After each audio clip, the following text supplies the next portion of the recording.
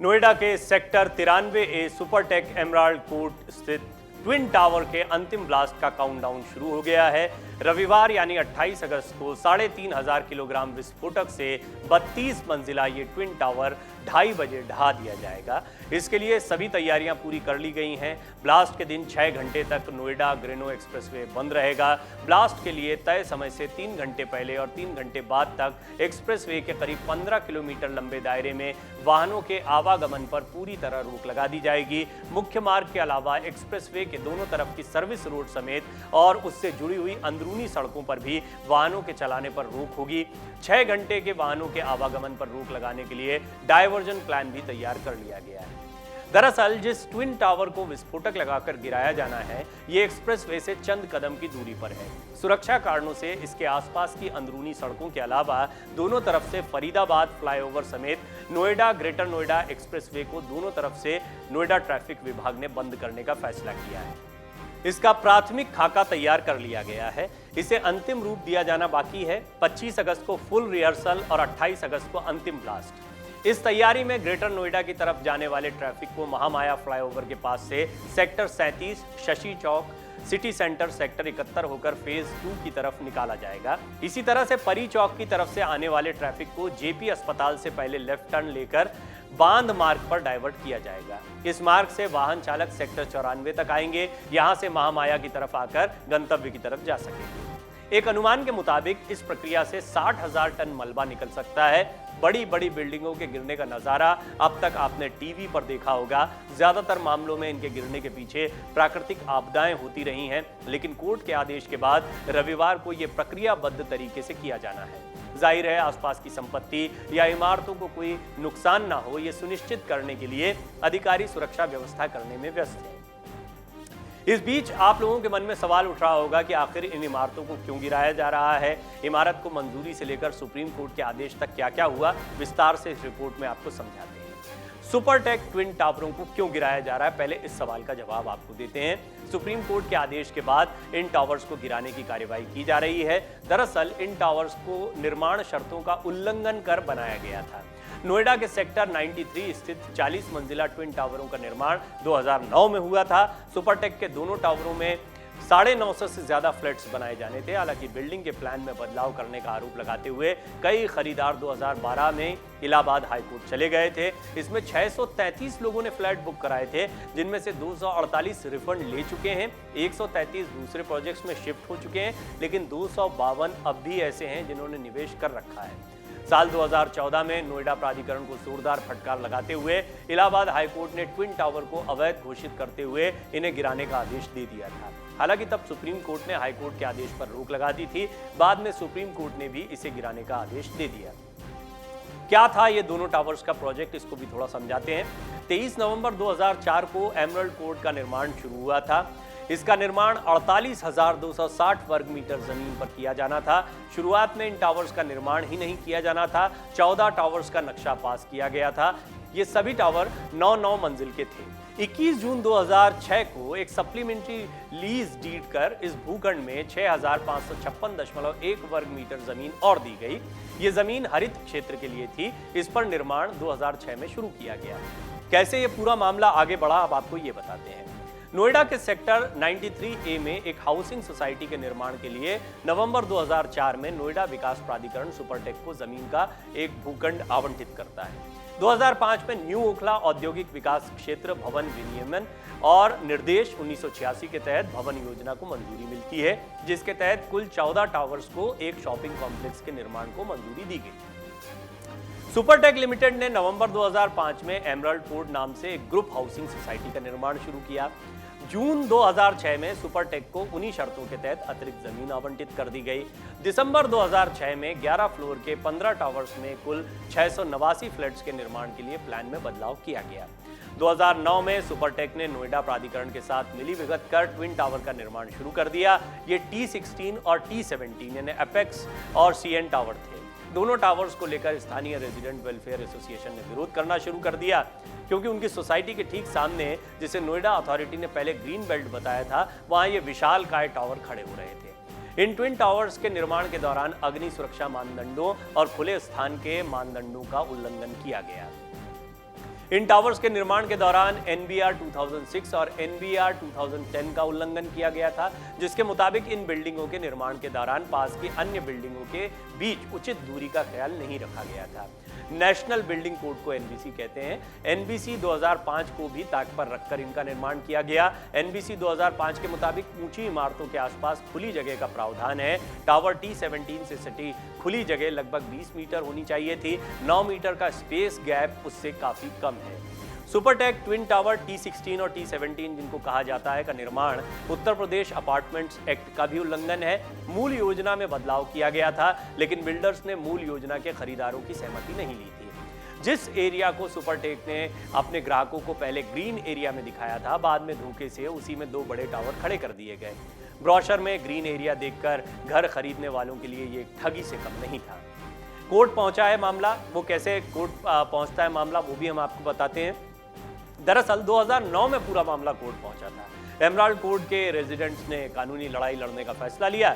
2010 में इसके खिलाफ कोर्ट में याचिका दायर की गई। मामले में एक्शन न होने पर सोसाइटी के लोग 2012 में इलाहाबाद हाई कोर्ट पहुंचे। करीब 1.5 साल तक हाई कोर्ट में मामले की सुनवाई चली। इसके बाद 11 अप्रैल 2014 में हाई कोर्ट ने विवादित टावर को ध्वस्त करने का आदेश दिया। इतना ही नहीं, कोर्ट ने आरोपी नोएडा अथॉरिटी के अधिकारियों के खिलाफ कार्यवाही की बात भी कही थी। इसके बाद हाई कोर्ट के फैसले को सुप्रीम कोर्ट में चुनौती दी गई। सुप्रीम कोर्ट में करीब 7 साल तक पूरा मामला चलता रहा। 31 अगस्त 2021 को कोर्ट ने सुपरटेक को बड़ा झटका देते हुए रेजिडेंट्स के पक्ष में फैसला सुनाया। कोर्ट ने 3 महीने के अंदर दोनों टावर्स को ध्वस्त करने का आदेश दिया। हालांकि कुछ कारणों से इसकी तारीख 3 बार आगे बढ़ाई जा चुकी है। अब बड़ा सवाल आ रहा होगा आपके मन में, खरीदारों का क्या होगा? दरअसल कोर्ट ने अपने फैसले में फ्लैट खरीदारों का भी ध्यान रखा है। कोर्ट ने बिल्डर्स को 2 महीने के भीतर 12% सालाना ब्याज के साथ ट्विन टावर्स में फ्लैट खरीदारों को सभी राशि वापस करने का निर्देश दिया था। इसके साथ ही बिल्डर को रेजिडेंट वेलफेयर एसोसिएशन को 2 करोड़ का भुगतान करने का भी निर्देश दिया था। मार्च 2022 में सुपरटेक कंपनी को नेशनल कंपनी लॉ ट्रिब्यूनल ने दिवालिया घोषित कर दिया। कंपनी पर करीब 1200 करोड़ रुपए का कर्ज है।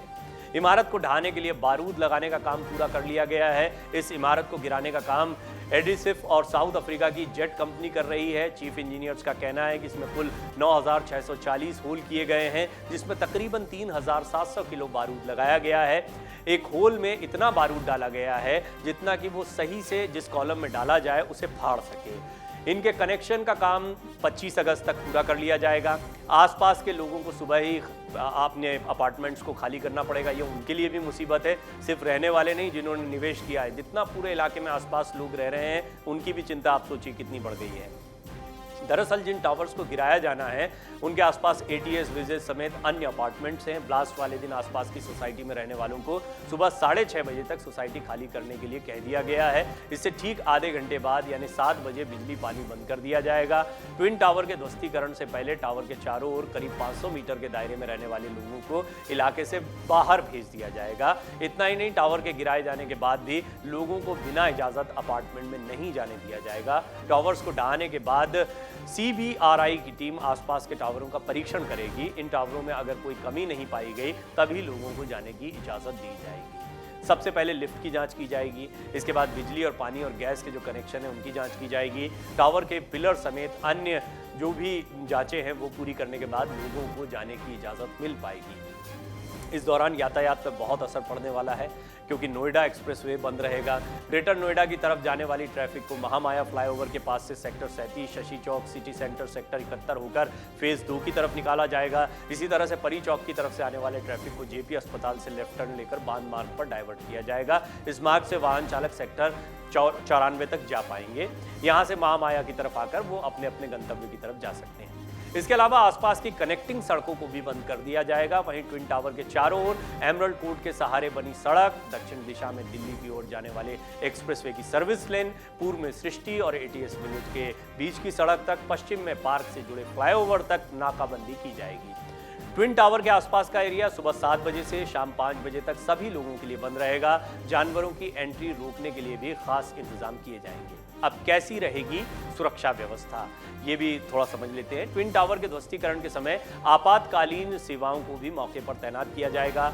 एम्बुलेंस, फायर ब्रिगेड और पुलिस पिकेट स्थापित की जाएगी। 500 से ज्यादा पुलिसकर्मी, पीएसी और फायर डिपार्टमेंट के कर्मचारी अधिकारी मौजूद रहेंगे। इसके साथ ही एक डीसीपी, एडिशनल डीसीपी, एसीपी और इंस्पेक्टर रैंक के 5 अफसरों को ध्वस्तीकरण के दौरान मौके पर तैनात करने की योजना है। Twin tower blast fact file क्या है वो भी थोड़ा सा समझा देते हैं। 16 विशेषज्ञ और 30 मजदूर इस काम को संभाल रहे हैं। 7,000 लोगों को अपने अपने घर खाली करने होंगे। 100 मीटर के दायरे में कोई भी नहीं रह सकता है। 3700 यानी 3,700 किलोग्राम विस्फोटक का इस्तेमाल हो रहा है। 28 अगस्त को ब्लास्ट होना, रविवार के दिन 7 दिन का ग्रेस पीरियड मिला। 8 से 10 सेकंड में ढा दिए जाएंगे दोनों ट्विन टावर। चीन में ऊंची 15 इमारतों को एक साथ गिराया गया था। यह भी एक उदाहरण है। इस तरह के वीडियोज अब वायरल हो रहे हैं। दरअसल हाल ही में चीन से एक ऐसा वीडियो सामने आया था जिसे देखकर सभी के रोंगटे खड़े हो जाते हैं। चीन में दुनिया की सबसे बड़ी आबादी रहती है, जिसके रहने के लिए यहाँ ऊंची ऊंची बिल्डिंगों का निर्माण काफी समय पहले से किया जा रहा है। समय के साथ साथ ये इमारतें जर्जर और कमजोर हो जाती हैं। ऐसे में इन्हें गिराकर नई बिल्डिंग खड़ी करने के अलावा और कोई विकल्प नहीं रह जाता है। चीन के यूनान प्रांत में का एक कनमिंग है, जहाँ पर ऐसी 15 इमारतों को गिराकर उस समय मलबा बना दिया गया जब वो लंबे समय से खाली पड़ी थी।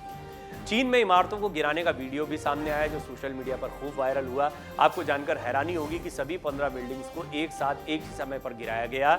जब गगनचुंबी इमारतें जमीन पर गिरी तो वहां धूल का विशाल गुबार फैल गया। हालांकि इस काम में किसी भी प्रकार के जान माल का नुकसान नहीं हुआ। वहीं आसपास की इमारतें भी सुरक्षित रहीं।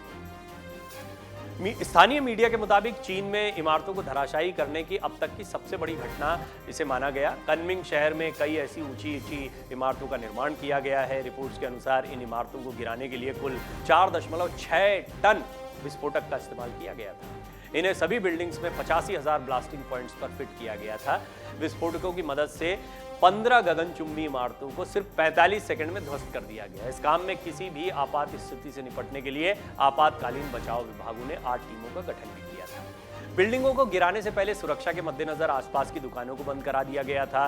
वहीं नजदीक की इमारतों में रहने वाले लोगों को वहां से हटा दिया गया था। 15 बिल्डिंग्स लंबे समय से खाली पड़ी थी और यहाँ कोई नहीं रहता था। बहरहाल भारत में इस तरह का मामला, इतनी बड़ी बिल्डिंग्स गिरने का मामला और उनको देखना, ये भी लोगों के लिए बड़ा दिलचस्पी का विषय है। इसीलिए बेशक गैरकानूनी तरीके से, अवैध तरीके से, नियमों की अनदेखी करके ये बिल्डिंग्स बनाई गई थी, लेकिन इनका जब गिरना है तो कई सारे लोग बहुत परेशान हो रहे हैं। आसपास के रिहायशी इलाकों के लोग बहुत परेशान हैं, यातायात प्रभावित होगा। फिर भी लोगों में एक दिलचस्पी का विषय है, वो देखना चाहते हैं कि कितने सेकंड में विस्फोटक अपना काम करते हो, किस तरह से ये बिल्डिंग गिरेगी। क्या उसी बढ़िया तरीके से जैसे कि कई बिल्डिंग्स को चीन में गिराया गया था, इन ट्विन टावर्स को भारत में गिराया जाना मुमकिन हो पाएगा कि किसी का कोई नुकसान ना हो, आसपास की बिल्डिंग्स या इंफ्रास्ट्रक्चर पर कोई असर ना हो। जो दूसरी बिल्डिंग्स आसपास बनी हुई हैं उनमें कोई दरारें तो नहीं आती, क्योंकि एक भयानक विस्फोट वहाँ पर होगा और इतनी बड़ी तादाद में विस्फोटक को लगाकर जब भी विस्फोट किया जाता है तो आसपास के इंफ्रास्ट्रक्चर में बहुत सारी सेवाएं हैं, चाहे वो पानी की सेवा हो, चाहे वो बिजली की सेवा हो, इन पर कितना असर पड़ता है। ये बहुत सारे कंसर्न्स हैं जिसको अथॉरिटीज़ ने अपने दिमाग में रखा है। इनको ध्यान में रखते हुए एक प्लान बनाया गया है। बहुत समय से इसकी प्लानिंग चल रही थी। फाइनली अब इसको रविवार को ज़मींदोज़ किया जाएगा और इस नज़ारे को देखने के लिए सभी लोग इंतज़ार कर रहे हैं। डाउनलोड करें अमर उजाला ऐप और पाएं खबरें लगातार। अगर आप ये वीडियो YouTube पर देख रहे हैं तो हमारे चैनल को सब्सक्राइब करें और बेल आइकन को दबाना ना भूलें। अगर आप Facebook पर ये वीडियो देख रहे हैं तो हमारे पेज को लाइक करें।